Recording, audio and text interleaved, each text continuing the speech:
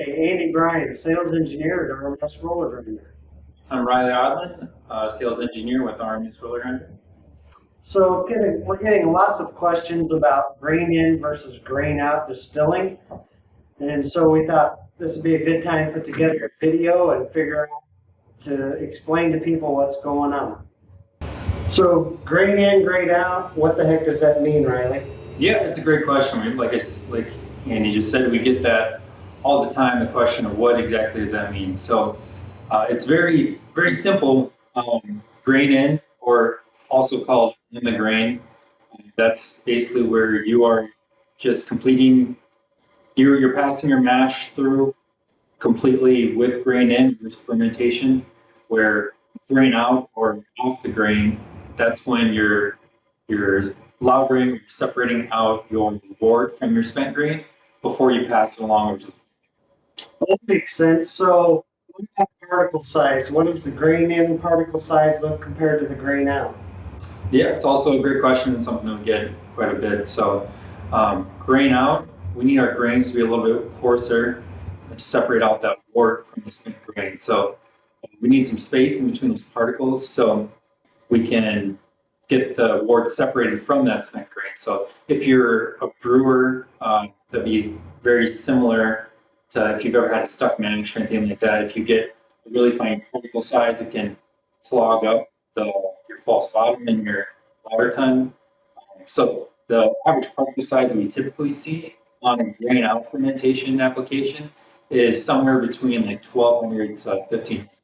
For grain in, we want to mill a little finer, and then that allows us to increase the surface area of those particles, and then we can pull out as much sugar out of that grain as possible. So there's a little bit of a caveat to that, where the finer the grind is, the more risk of challenges that we have when it comes to process wise of material flow and not fully mixing properly. And so the particle size that we typically see our customers target is in that 400 to 500 range for grain in.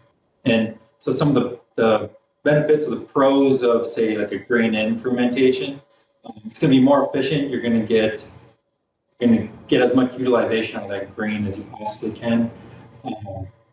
So you're going to get the most kind of out of your money for that grain. So the big pro for grain out is that it's a lot easier for pumping, for handling, and then some will say that you get a little cleaner flavor when you're doing grain out fermentation.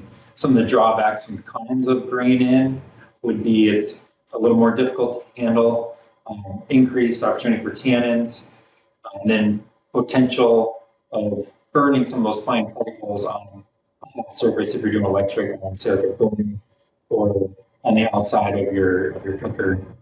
Some of the grain out drawbacks are it's less efficient, less utilization, and there's just some extra process steps when you have the lauter. Well, what about the equipment used? I get a lot of questions about what's the best for grain in versus grain out. Is it a roller mill? Is it a hammer mill?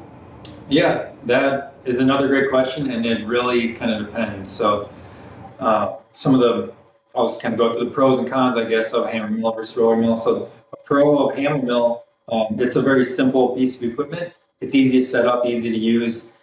There's just, you put the screen in there and it just mills the grain. So it's effective if you want to mill very, very fine grain. Some of the drawbacks are the maintenance that comes with it. You have a lot more wear parts with the hammers and with the screen.